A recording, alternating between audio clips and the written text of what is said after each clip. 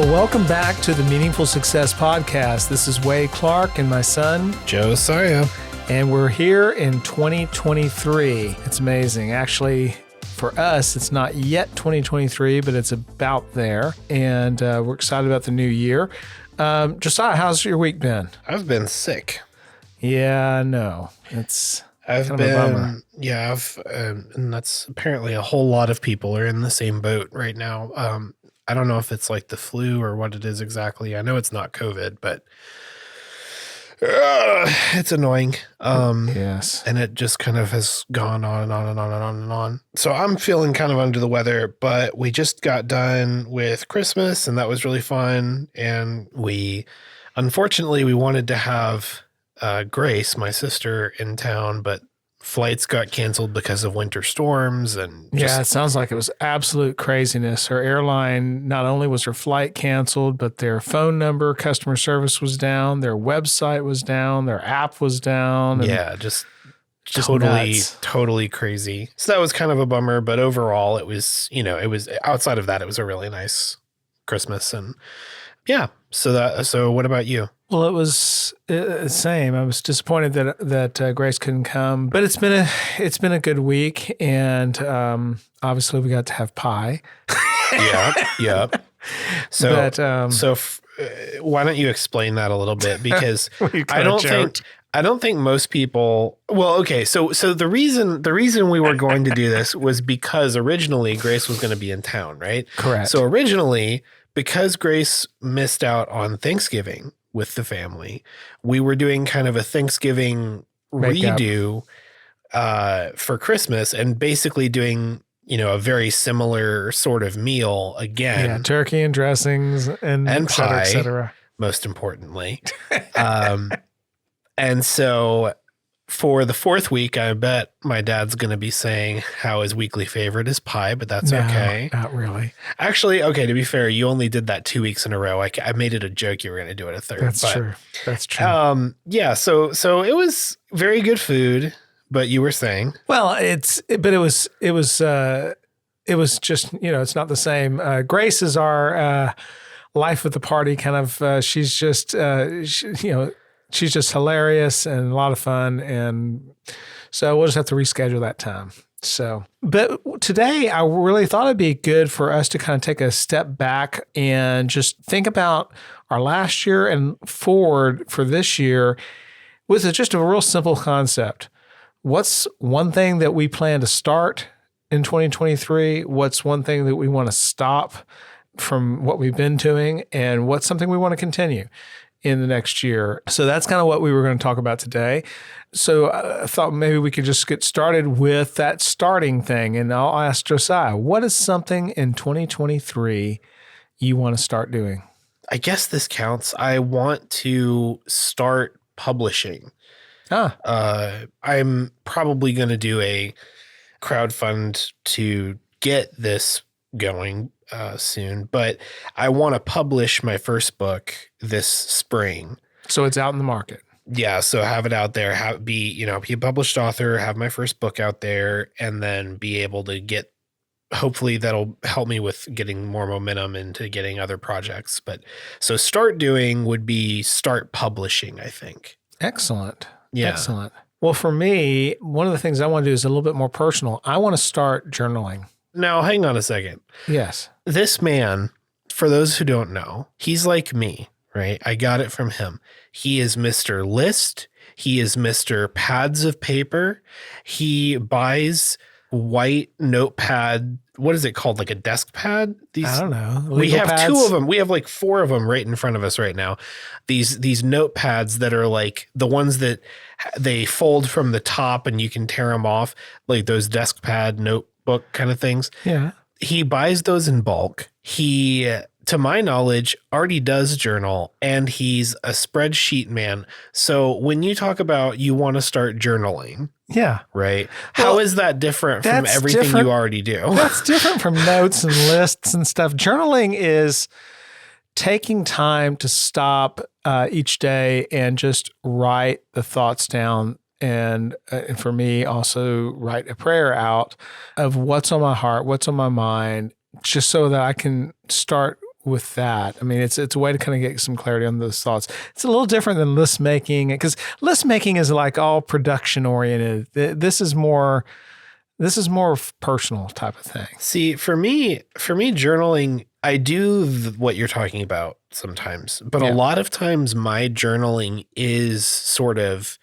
my way of processing through something like a process, like not just emotionally, but a process, right? Like working through it on paper and it helps me organize my thoughts. And so there's like, I guess we are talking about the same thing slightly differently, because I think of that journaling as like a part of my problem solving process, rather than, I mean, there's a pure expression element of it, but I tend to journal the most when I'm trying to figure something out or work through something. Yeah, that's true. But when are we not trying to do that? Yeah. Yeah. Which is where buying these notebooks in bulk comes in. I have on my desk alone, Audrey counted them to make a point one day. I have something like 14 different notebooks and journals on my desk. And all of them have, like, there's some of them that like cross over purposes, but there's a lot of them that don't. And like, I bought a file organizer specifically to hold my notebooks on my desk, because there's literally like 14 of them.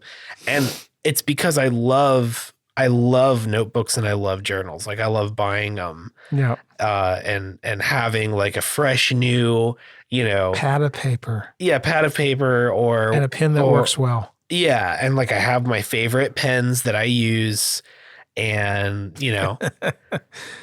let's turn the tables then. Let's say, what is something that you plan to stop in 2023? Do you have something in mind?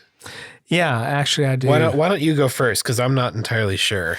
And this one sounds like I'm cheating. I'm really not cheating, because what I'm stopping is putting things on hold. We've moved a lot in the last 30 years. We've moved a lot, changed a lot. There's always like these transitions going on here and there. And so there's this tendency sometimes to put on hold, like, well, we're only going to be here about 6 more months, so let's wait until we get to the new place to join a gym or to find this church or to do whatever. And there's just things that I found that I've been putting off because of transition. And music is one of those as well. I mean, there's just a lot of things that I've kind of put off. So my stopping, for lack of better terms, making excuses and just doing those handful of things that are important to me, and not just put it on hold for so much. So you want to stop not starting things. That's right. I want to start things, and I also want to stop not starting things. Like I said, it sounds like I'm cheating, but it's what came to mind. I was journaling on my pad of paper in front of me thinking, what do I want to stop? And that's what came to mind. Yeah. Well, so what in the like productivity / career / our business space, like what is an example of, something that has been put off? And there's reasons for this. I mean, this is coming back to what we've talked about on some previous episodes, but there are some things that I need to get out. I've gotten the first part of our course out on sales. Mm-hmm. And there's 4 other parts to that I'm going to be building to complete that. And it kind of hangs over my head, and I need to get that done. And so to some extent that is getting it in my schedule so that there's a steady forward movement to get it accomplished. Now, I'm not putting that as this, okay, now I've got to crank this out in the next 2 months and just overload myself. But I need to build my plan to have that built out so that we can launch that at the time we're ready. Yeah. And then for me, as far as something I'm going to stop doing, this is actually kind of an ongoing process, but I've been learning to stop being so hard on myself. In what ways are you hard on yourself? Well, for example, for lack of productivity, like being sick is a perfect example, because I don't have energy or mental capacity to work on the stuff I want to work on, like writing. Right. And I'll sit there and I'll try. And I just can't. Like, I'm just not up to it. My brain will not function for it.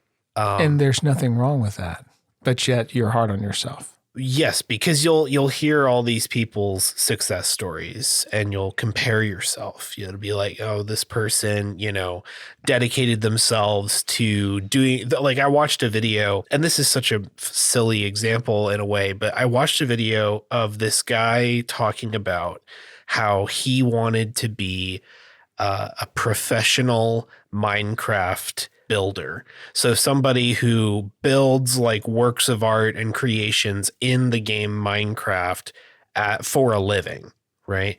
Which is a thing people do, actually. And so his thing, he put this video out where he's like, he dedicated himself to doing this 12 hours a day, every single day for like a year. And it ended up paying off, and he reached his goal. And so you consume stuff like that and other, inspirational, aspirational stuff.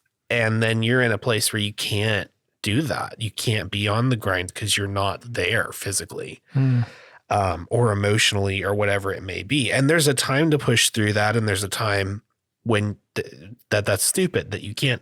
It's stupid to try and push through that because you're just going to make yourself more sick for longer, for example. Right. And this isn't one of those proverbial, when I was young, I went to school and I walked up in the snow hill 5 miles in the snow without, because you hear these people talk about, well, I worked through being sick and I worked through doing this thing. No, that's stupid. It's just stupid. It's just stupid. And there's a place where people will, and I've done this too, you pride yourself on a productivity and a demand on yourself, which is actually to your physical detriment or your emotional or mental detriment.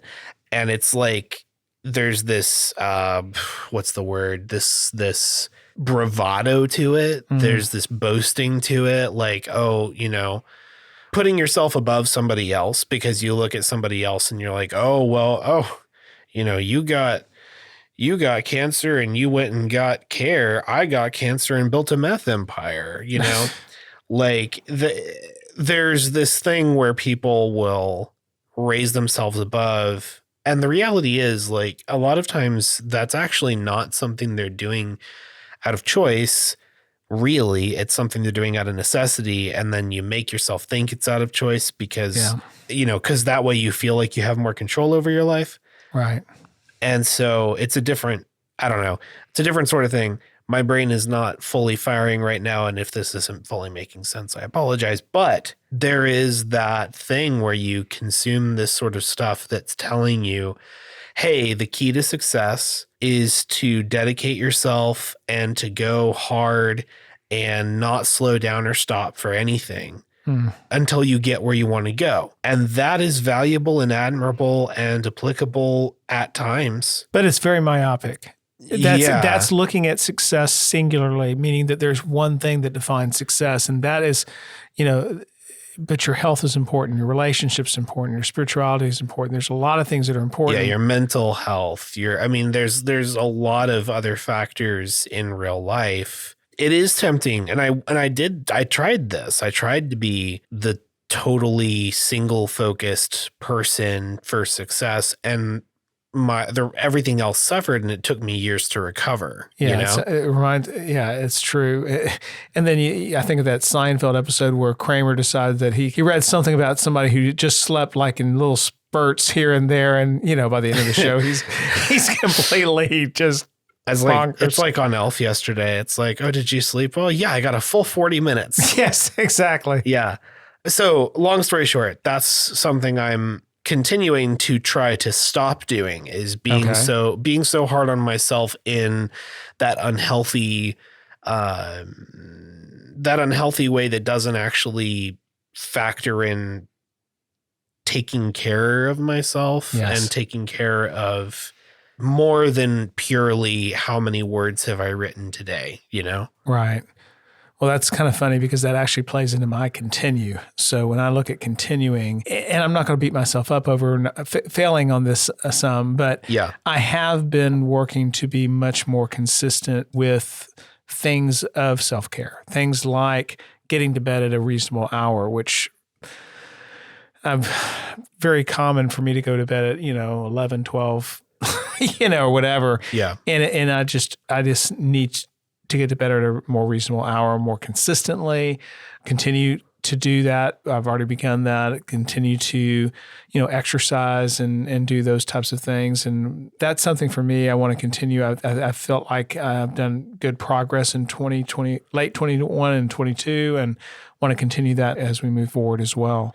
So continuing on your self-care improvement journey. Correct. So what is your biggest obstacle in continuing that?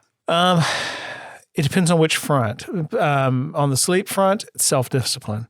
I just honestly, after working, and then you kind of, you have your dinner and you clean up after dinner and stuff. And so then you have, okay, I've got 3 hours before, quote unquote bedtime. I just have so many things I want to do on my own for my own time, or and even some of those times are taken up by things that they're needed. Have to do the bills or finances or there's still some errands or some responsibilities that I need to take care of. And so there's just part of me that just like, no, I want more time to do what I want to do. And so that's what battles the sleep front.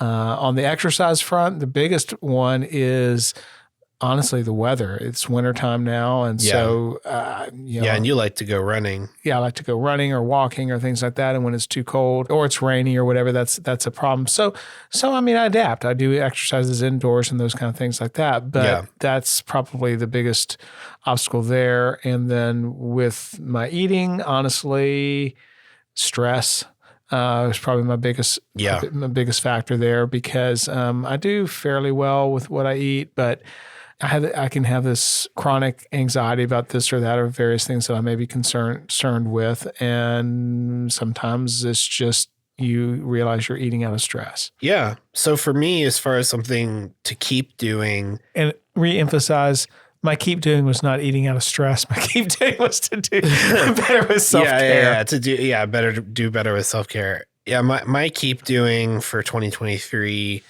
sounds a little bit like a contradiction of what my last point was, but it's not, is to keep writing, keep grinding on my writing within, the healthy boundaries I just talked about with being hard on yourself. But the more I've been doing it, because I've been back in writing for about 2 years now. Right. And in that time, I've really found that it is, this is what I want to do with my life. This is what I'm passionate about. This is what I love.